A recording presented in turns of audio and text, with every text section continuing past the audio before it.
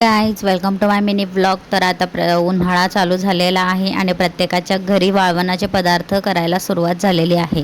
तर माझ्या इथे पण सुरुवात झालेली आहे. तर आम्ही पहिले बटाट्याचे वेफर्स आणि बटाट्याचं खीस करून घेणार आहे. तर इथे बटाट्याचं खीस आणि बटाट्याचे वेफर्स शिलून घेतलेले रात्रीच. तर इथे ना पाणी गरम करायला ठेवलं होतं, त्यामध्ये तुरटी आणि मीठ टाकून गरम करायला ठेवलं. तर इथे उकळी आली होती पाण्याला, त्यामध्ये बटाट्याचा खीस आता सगळा टाकून घेणार आहे आणि मस्त त्याला शिजू देणार आहे. पण ठेवून त्याला 5-10 मिनटं आपण शिजू द्यायचा आहे.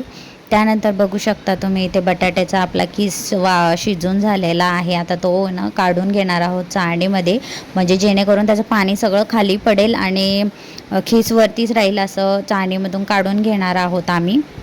त्यानंतर मग त्याच पाण्यामधून बटाट्याचे चिप्सही काढून घेतले. तो व्हिडिओ मी तुम्हाला टाकला नाही कारण की तो काढायचा राहून गेला होता.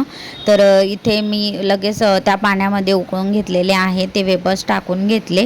तर इथे लगेच आई टाकून घेत आहेत वेपर्स. त्यानंतर बाजूला खिसही टाकून घेतलेला होता. तर कडकडीत ऊन होतं म्हणून लगेच सकाळी सकाळी पटकन करून घेतलं.